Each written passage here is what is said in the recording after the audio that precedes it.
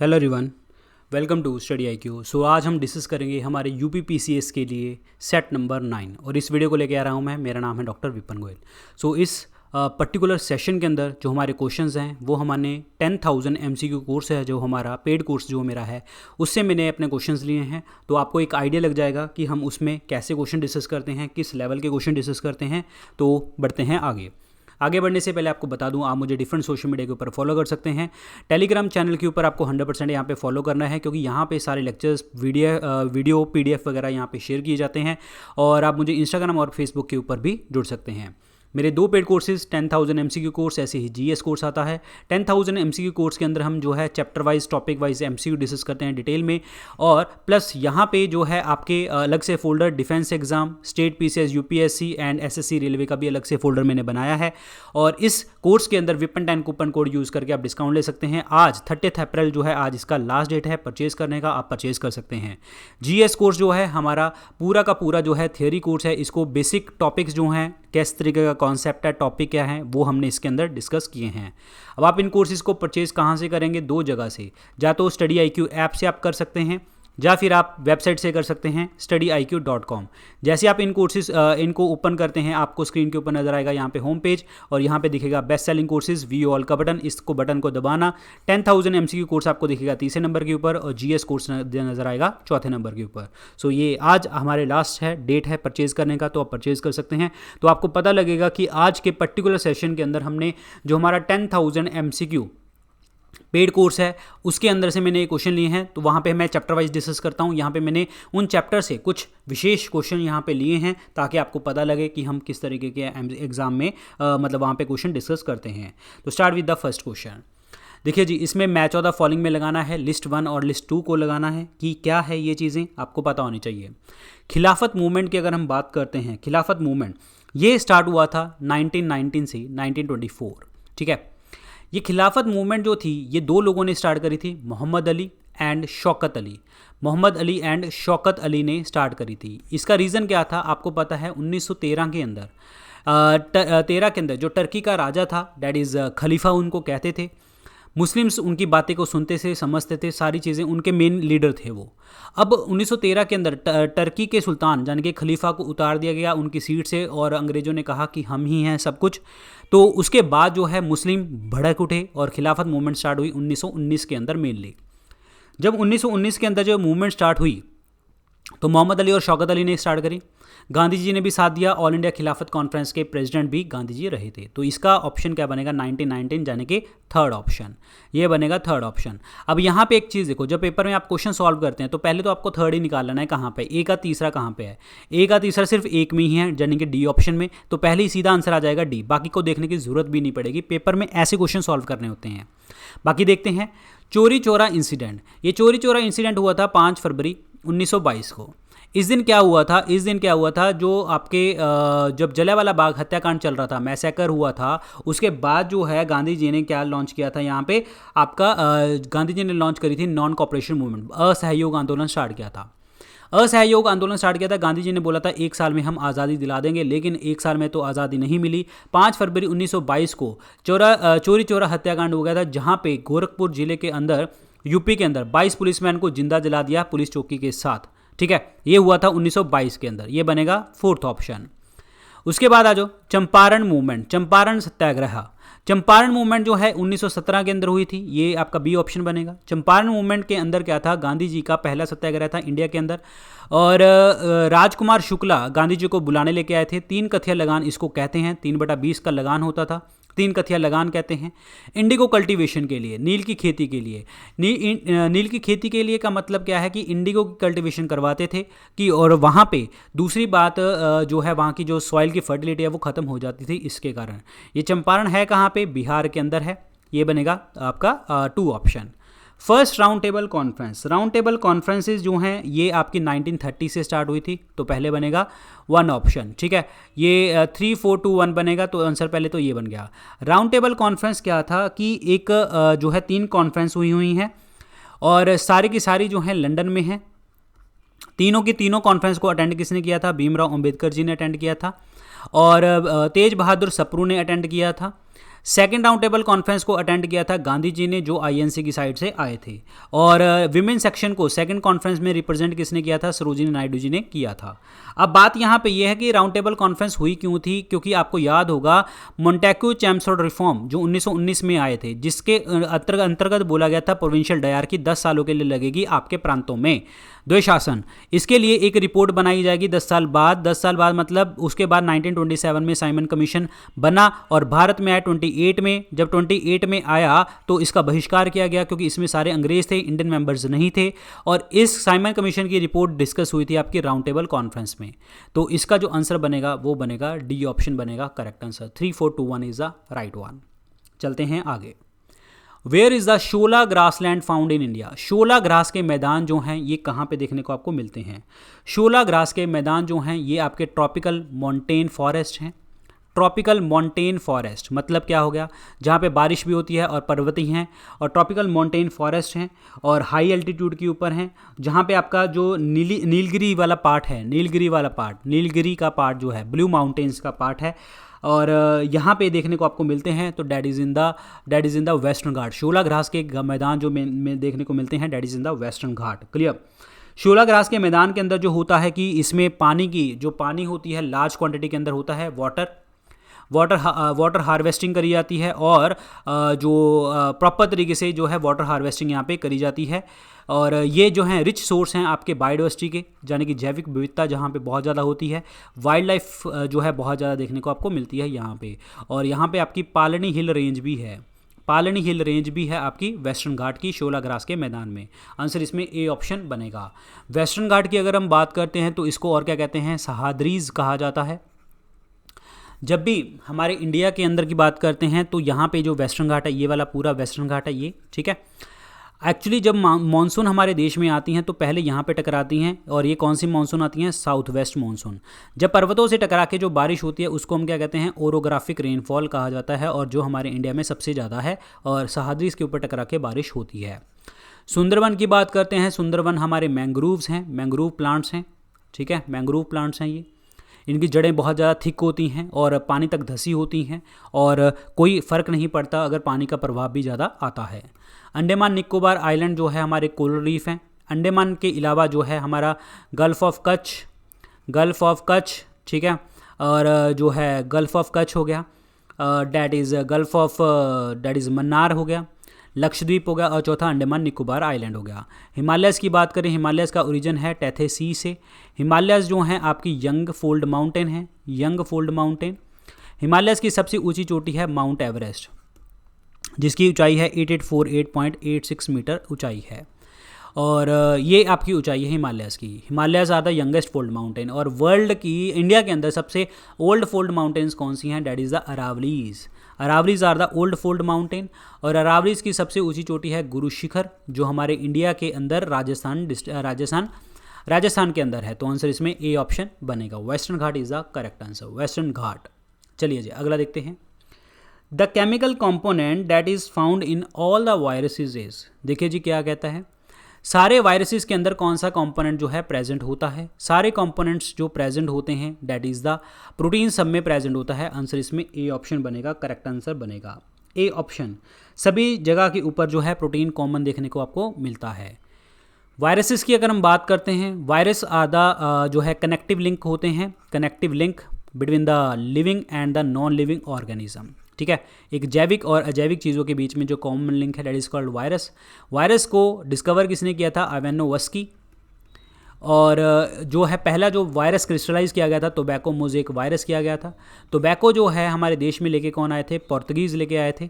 लेकिन टोबैको का कंजम्पशन जो है बैन करना स्टार्ट किया था जहांगीर ने ही परमिशन दी थी पोर्तुगीज़ को कि आप टोबैको उगा सकते हैं। लेकिन बात यह है कि यहाँ पे नहीं, कंजम्पशन भी बैन कर दी थी।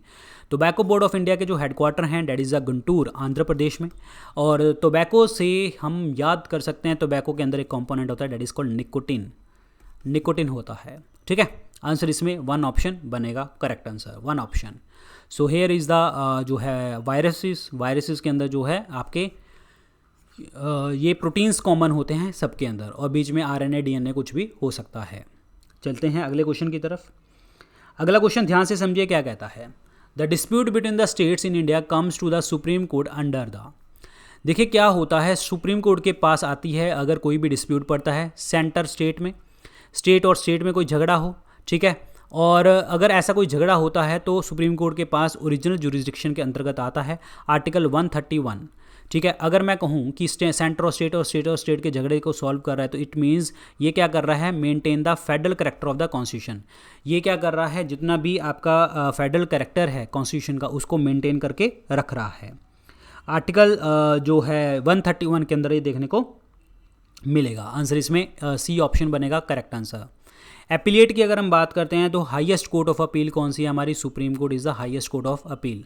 एडवाइजरी की बात करते हैं, सलाहकार की बात करते हैं तो हमारी सुप्रीम कोर्ट सिर्फ एडवाइस दे सकती है किसको, राष्ट्रपति को, और राष्ट्रपति के ऊपर बाइंडिंग नहीं होती कि सुप्रीम कोर्ट की बातें माने या ना माने। आर्टिकल 143 के अंतर्गत ये देखने को मिलता है, 143 के अंदर। आंसर इसमें क्या बनने वाला है, सी ऑप्शन बनेगा करेक्ट आंसर बनेगा। एक चीज़ आपको और बता दूं, सेंटर और स्टेट और स्टेट और स्टेट के झगड़े हैं, यूनियन टेरिटरी इसके अंदर पार्ट नहीं आता क्योंकि union territory are under the control of president, already president के कंट्रोल में होती है। आंसर इसमें सी ऑप्शन बनेगा करेक्ट आंसर। चलिए जी अगला क्वेश्चन देखते हैं, बड़ा इंपॉर्टेंट क्वेश्चन है ये भी। अगला क्वेश्चन देखिए जी क्या कहते हैं, in which act yearly ₹1 lakh was allotted for the education of Indians. यानी कि 1 लाख रुपए की बात पहली बार कौन से चार्टर एक्ट में करी गई थी, इसमें आपको बताना है।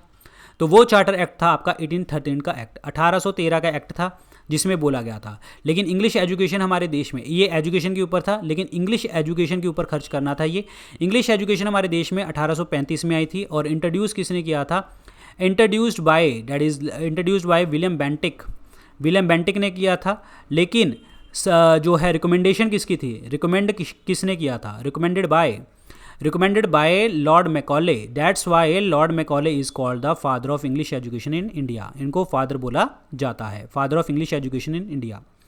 इंग्लिश को सपोर्ट करने वाले राजा राम मोहन राय भी थे, Raja Ram Mohan Roy. This is very important part, clear. अब बात करते हैं 1813 के एक्ट की। 1813 के एक्ट में एक तो 1 लाख रुपया, दूसरी बात ये है जो क्रिश्चियन पंडित थे, क्रिश्चियन मिशनरीज थे, उनको अलाउ किया गया, ईसाई पंडितों को अलाउ किया गया कि आप आओ और भारत में प्रचार कर सकते हो इंग्लिश का और अपने रिलीजन का प्रचार कर सकते हो, क्लियर। और 1773 की बात करते हैं तो ये रेगुलेटिंग एक्ट था हमारा, और ये लगाया था किसने, इसने लगाया था date is by the Warren Hastings. यहाँ पे जो ड्यूअल गवर्नमेंट थी आपकी, ड्यूअल गवर्नमेंट, ठीक है, ड्यूअल गवर्नमेंट उसको ख़त्म किया गया था, ड्यूअल गवर्नमेंट को ख़त्म किया गया यहाँ पे 1773 के एक्ट में। और यहाँ पे जो है जो है पहली बार एक स्टेप लिया गया कि जो ब्रिटिश गवर्नमेंट है आपकी, अंग्रेजी सरकार है, वो क्या करेगी, इंग्लिश ईस्ट इंडिया कंपनी जो है इंग्लिश ईस्ट इंडिया कंपनी के जो अफेयर्स होंगे उनको रेगुलेट करेगी, कंट्रोल करेगी और रिकॉग्नाइज करेगी आपके पॉलिटिकल और एडमिनिस्ट्रेटिव फंक्शन। पहली बार इन्होंने यहाँ पे बात करी थी, this is very important part. 1784 का एक्ट जो है जिसे हम कहते हैं Pitt's India act. Pitt's India act में 2 चीज़ें डिवाइड करी गई थी, एक तो आपका बनाया गया था यहाँ पे बोर्ड ऑफ कंट्रोल और एक बनाया गया था board of directors. Board of control जो था ये किसके लिए था, for the political matters, political चीज़ों के लिए।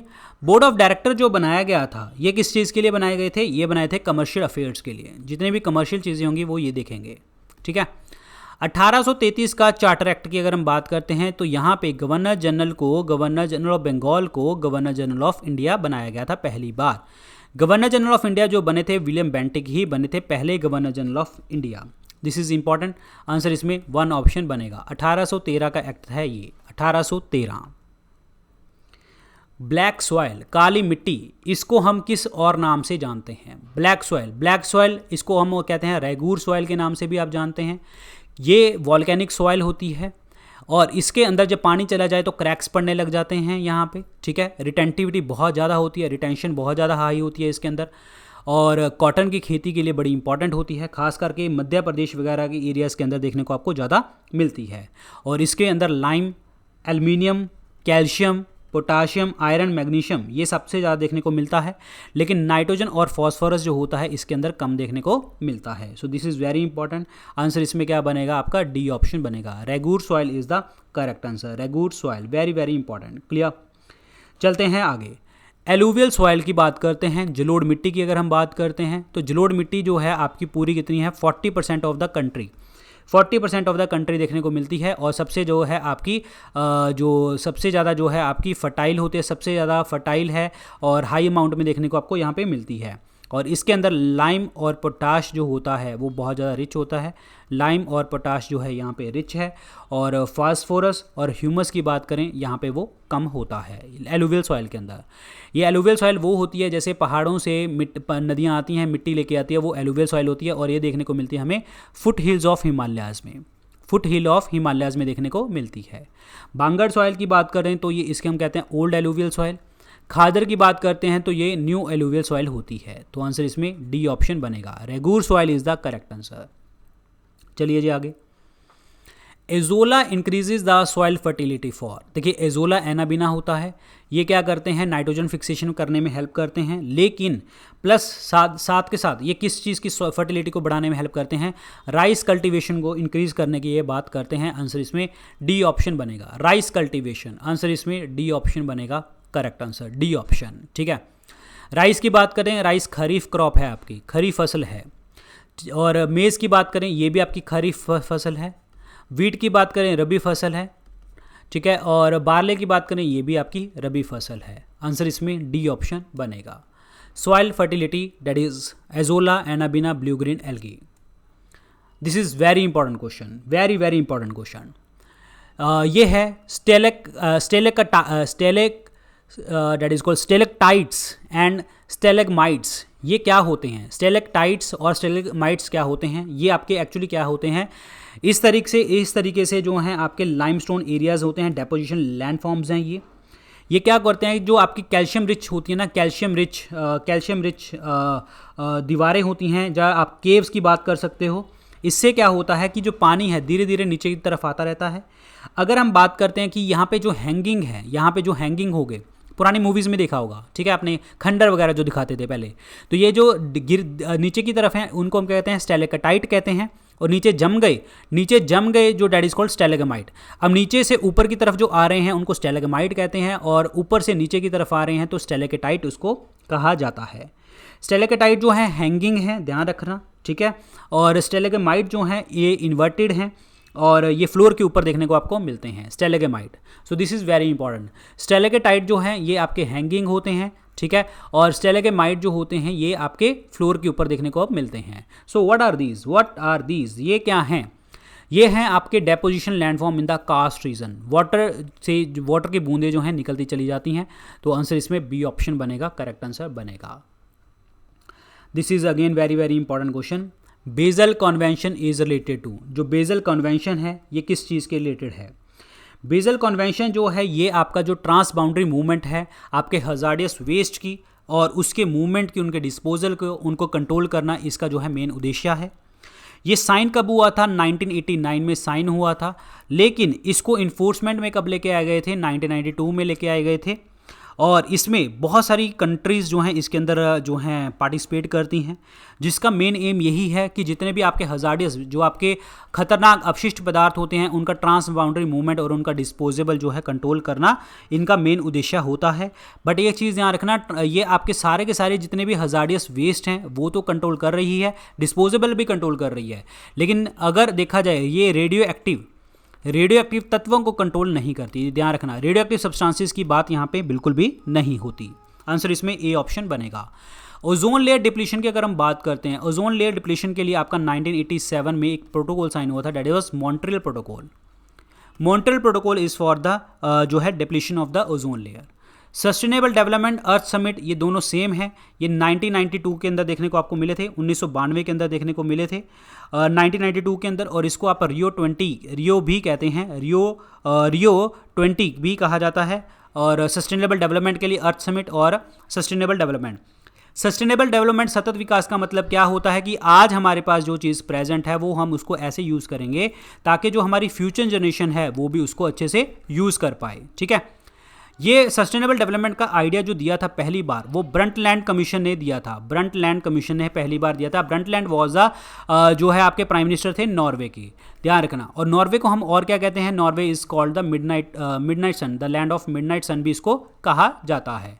आंसर इसमें 1 ऑप्शन बनेगा, करेक्ट आंसर बन जाएगा 1 ऑप्शन। क्लियर। क्योटो प्रोटोकॉल की अगर हम बात करते हैं, क्योटो प्रोटोकॉल, ठीक है, क्योटो प्रोटोकॉल साइन हुआ था आपका 1992 के अंदर।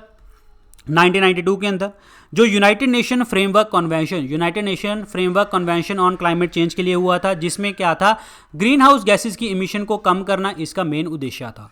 तो इसका आंसर क्या बनने वाला है, 1 ऑप्शन बनेगा, करेक्ट आंसर बनेगा 1 option is the correct one. Very very important. This is the Basel Convention, the world environmental agreement on the waste, that is very very important part. Clear, याद रखना है। चलिए जी अगला देखते हैं। Gasohol is a mixture of, gasohol जो है ये किस चीज़ का मिश्रण है। एक्चुअली क्या होता है कि हम इसको यूज़ करते हैं फ्यूल के लिए कहाँ पे, that is in the car engines, that is in the other vehicles वगैरह के अंदर यूज़ करते हैं। इसके अंदर क्या होता है कि जो आपकी फर्मेंटेड कॉर्न होती है उसको बनाते हैं और इथेनॉल बना लिया जाता है, C2H5OH। इसमें क्या होता है कि 9 पार्ट जो होते हैं गैसोलीन और 1 पार्ट होता है इथेनॉल, ठीक है। इसको मिला के हम क्या बना लेते हैं, गैसोहोल बना लेते हैं। तो this is very very important part. Clear, याद रखिए। सो इथेनॉल और गैसोलीन का मिश्रण है जिसमें 9 पार्ट गैसोलीन के और आपका इथेनॉल 1 पार्ट होता है। आंसर इसमें C ऑप्शन बनेगा, करेक्ट आंसर बनेगा। C option is the correct answer. अगला देखते हैं, ये भी बड़ा इंपॉर्टेंट क्वेश्चन है। ये सारे क्वेश्चन जो है मैंने 10,000 MCQ कोर्स से लिए हैं ताकि आपकी बेटर प्रिपरेशन हो सके, ठीक है। सो बेटर अगर आपके पास टाइम है तो आप उस कोर्स को देखें, ज़रूर देखें। मैं आपको कहूँगा, आपको हाईली रिकमेंड करूँगा क्योंकि आपकी प्रिपरेशन में बहुत हेल्प करेगी उसमें। चलिए जी स्केड्यूल की बात करते हैं। 7th, 10th, 11th और 12th। 7th स्केड्यूल किसके बारे में बात करता है, what is the 7th schedule. 7th schedule बात करता है distribution of power between the centre and the state, ये बात करता है 3rd। इसमें 3rd में कैसे आपकी लिस्ट होती है, सेंटर लिस्ट, स्टेट लिस्ट और कंकरेंट लिस्ट, ये ध्यान रखना। 10th स्केड्यूल बात करते हैं एंटी डिफेक्शन लॉ के बारे में, जो आपका 52nd अमेंडमेंट एक्ट 1985 द्वारा ऐड किया गया था, ठीक है। ये बनेगा तीसरा, ये बनेगा पहला। 11वां अनुसूची ये पंचायत की पावर्स के बारे में बात करती है, ये बनेगा दूसरा ऑप्शन, जिसमें 73rd अमेंडमेंट एक्ट 1992 के अकॉर्डिंग आपकी आई थी 93 में लगी थी और 29 सब्जेक्ट के ऊपर कानून बना सकती है पंचायत। 12th शेड्यूल की अगर हम बात करते हैं तो ये आपका बनेगा 4th ऑप्शन, ठीक है, जिसमें आपका 74th अमेंडमेंट एक्ट 1992 था, इंप्लीमेंट हुआ था 93 में, जिसमें 18 सब्जेक्ट के ऊपर कानून बना सकती है municipality. 3124 is the correct answer. 3124 answer इसमें क्या बनेगा, C ऑप्शन बनेगा correct answer. 3124 is the right one, very very important. Clear, याद रखिए C option is the correct answer. What is the name of the device use to convert AC into DC। Alternate current to direct current change करने के लिए कौन सा instrument use किया जाता है। अमीटर की अगर हम बात करते हैं, अमीटर क्या करता है, करंट को मापने वाला यंत्र है ये, ठीक है। गैल्वेनोमीटर भी करंट को मापता है, लेकिन करंट को ये बहुत माइन्यूट करंट को भी माप देता है, 10⁻⁻6 एम्पियर करंट को भी माप देता है। रेक्टिफायर होता है जो आपका AC टू DC कन्वर्ट करता है, तो आंसर इसमें C ऑप्शन बनेगा, AC टू DC। क्लियर। अगर मैं बात करता हूँ DC टू AC तो वो होता है आपका इन्वर्टर, ठीक है। ट्रांसफार्मर की बात करते हैं, ये क्या करते हैं आपके, ये low voltage to high voltage to low voltage convert कर देता है। आंसर इसमें 3rd ऑप्शन बनेगा, rectifier is the correct answer. Rectifier यहां पे है, रेक्टिफायर। चलिए जी 155 और 156 नंबर आर्टिकल संविधान के किस बारे में डील करते हैं। ये डील करते हैं आपके 155 में लिखा हुआ है कि राष्ट्रपति अपॉइंट करते हैं गवर्नर को, 156 में लिखा हुआ है राष्ट्रपति इसको हटा सकते हैं। That means president's power to appoint and dismiss the governor. Answer इसमें 4th ऑप्शन बनेगा।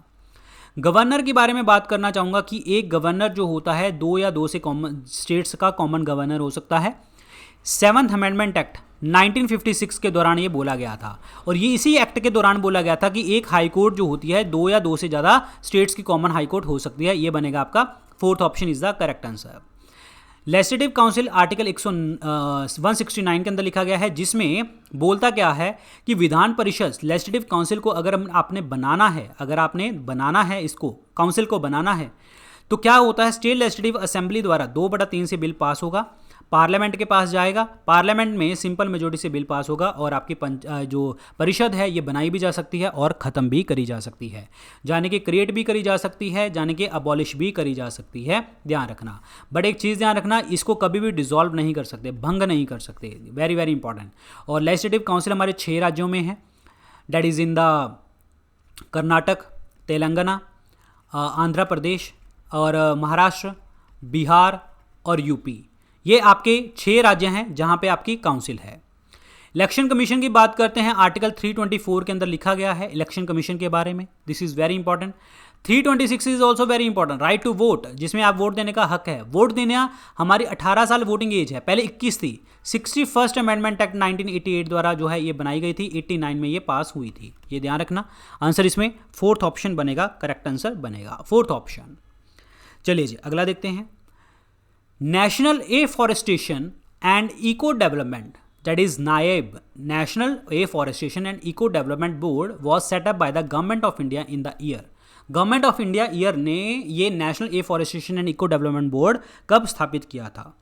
ये स्थापित किया गया था 1992 में अगस्त के मंथ में।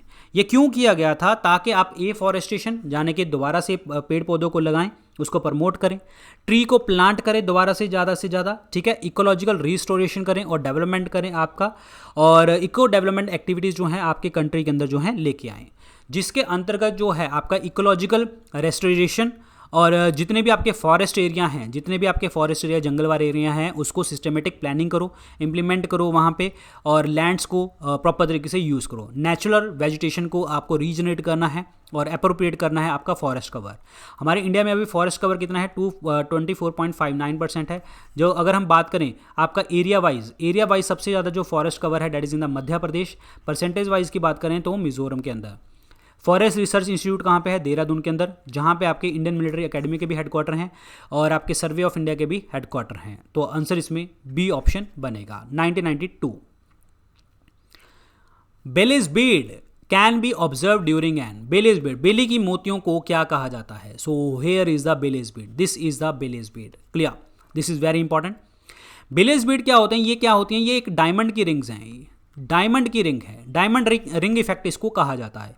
ये हमें देखने को मिलता है जब आपका टोटल सोलर इक्लिप्स लगता है, टोटल सोलर इक्लिप्स, या फिर एनुलर सोलर इक्लिप्स लगता है, तब ये देखने को आपको मिलता है। इसमें क्या होता है कि हमें सन की सिर्फ बाहर वाली लेयर दिख रही होती है, डेट इज कोरोना लेयर दिख रही होती है, उसके बाहर सारा जो मून होता है उसको कवर कर लेता है, किसको? मून सन को कवर कर लेता है। उसके बाद जो है ये हमें एक बीड्स लाइटनिंग देखने को मिलती है, शाइनिंग लाइटनिंग देखने को हमें मिलती है। तो this is very very important question, clear. ये सिर्फ और सिर्फ हमें टोटल सोलर इक्लिप्स और एनुअल इक्लिप्स के टाइम पे देखने को मिलता है। आंसर इसमें डी ऑप्शन बनेगा। लूनर इक्लिप्स के टाइम पे बिल्कुल भी ये देखने को नहीं मिल सकता, वेरी इंपॉर्टेंट। या तो टोटल सोलर इक्लिप्स या फिर एनुलर सोलर इक्लिप्स के टाइम पे देखने को मिलेगा। आंसर इसमें डी ऑप्शन बनेगा। ये कुछ वॉल्केनोज हैं और लोकेशंस हैं, लगानी है कि कहाँ पे किस टाइप की लोकेशन देखने को मिलती है। कटमई वॉल्केनो, ये अलास्का के अंदर है, 4th ऑप्शन। मायोन, ये है फिलीपींस के अंदर है, 1 ऑप्शन, ये याद ही करने पड़ेंगे किसी भी तरीके से। चिम्बाराजो, ये है एक्वाडोर के अंदर, 2। इनविजिबल रीफ इंडिया, तो ये है आपका 3rd। 4 1 2 3 यहाँ पे बनेगा, 4 1 2 3 is the correct answer.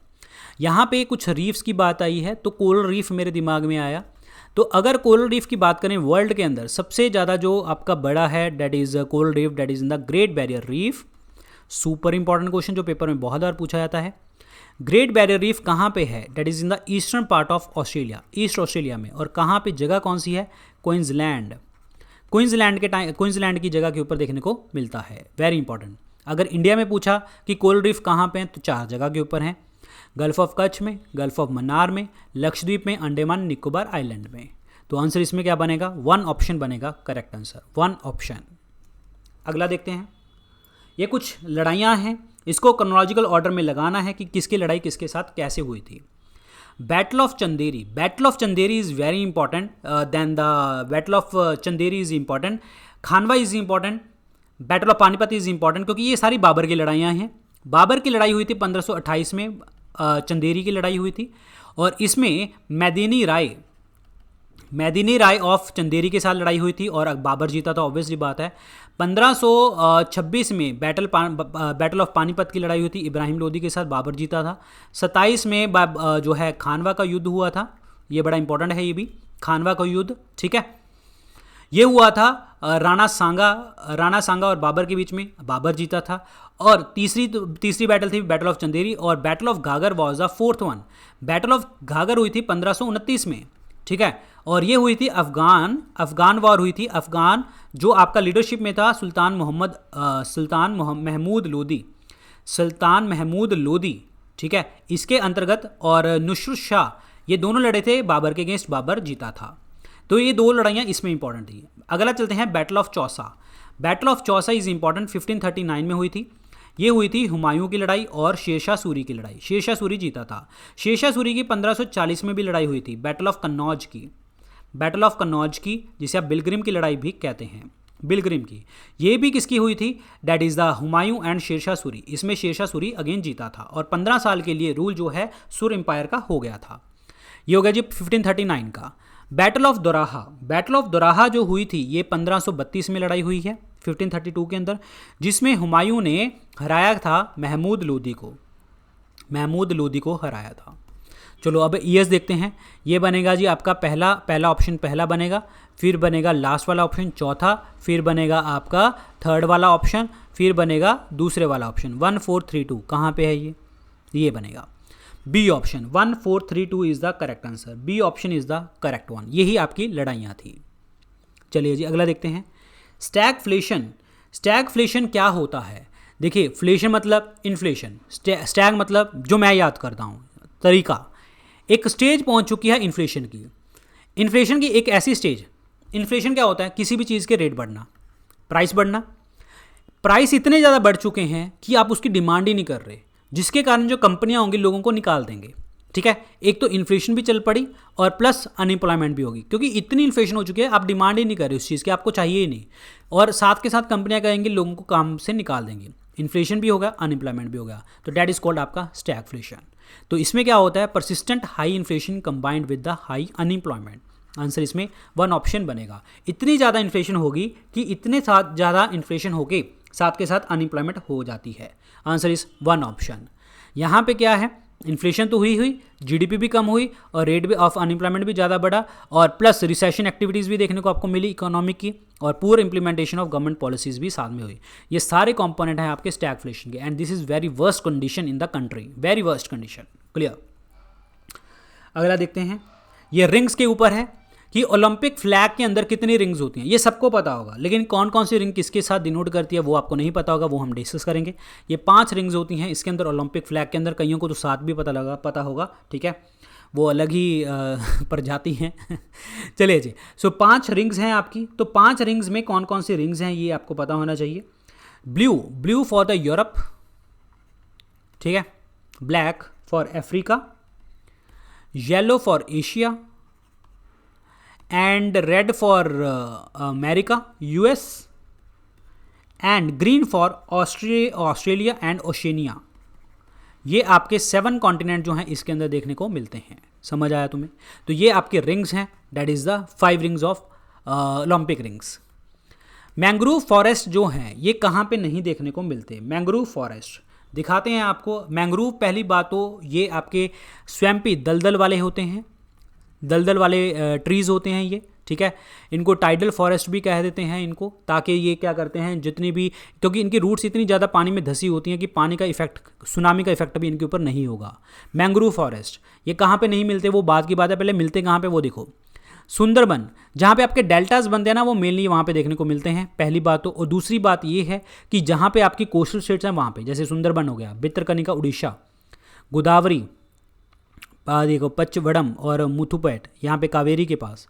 So here are the deltas, और ये डेल्टास क्या करते हैं? साइक्लोन सुनामी वगैरह को रोकते हैं, बहुत ज़्यादा इंपॉर्टेंट क्वेश्चन है ये। तो वेस्ट बंगाल में है, तमिलनाडु में है, आंध्र प्रदेश में, लेकिन असम में नहीं है। असम में एक जगह है मजूली आइलैंड है यहाँ पे, very very important. Majuli island जो है आपका रिवराइन आइलैंड है वहाँ पे, और कौन कौन सी रिवर के साथ बनता है? ब्रह्मपुत्रा रिवर के ऊपर है,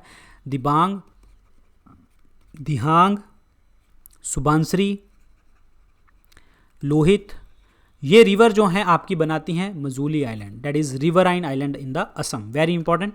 सो गाइज ये थे आज के लेक्चर के अंदर क्वेश्चन। जितने भी सारे क्वेश्चन थे हमने 10,000 MCQ पेड कोर्स से मैंने लिए थे, तो आपको अच्छे लगे होंगे। अगर अच्छे लगे तो सेशन को लाइक कर देना। जितने भी अपडेट्स होंगे वो आपको टेलीग्राम चैनल के ऊपर आपको यहाँ पे मिलेंगे, और आप मुझे इंस्टाग्राम के ऊपर यहाँ पे फॉलो कर सकते हैं।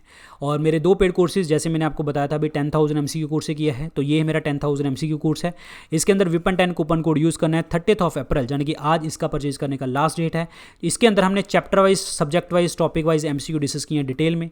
यहाँ पे सब कुछ ऐसे डिस्कस तो किया ही हुआ है। इसके अलावा यहाँ पे आपके defence exam, state PCS, UPSC और जो भी आपके यूपीएससी, स्टेट पीसीएस और हमारे एसएससी, रेलवे के लिए भी सारे फोल्डर मैंने अलग से तैयार किए हैं, वो भी आपको पढ़ने हैं।